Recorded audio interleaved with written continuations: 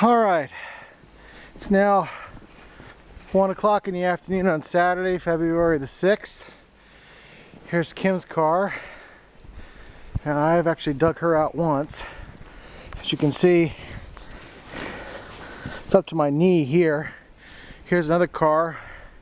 It's almost completely buried, and I would gather to say it probably will be completely buried. Here's my car. I've been managing to keep it dug out.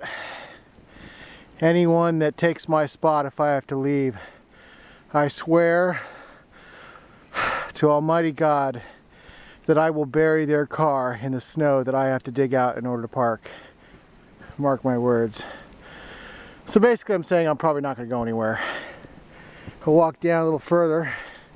Here's a couple of motorcycles. As you can see, they're pretty buried. And looks like there's someone down the street doing their dog. See, it's pretty amazing out here.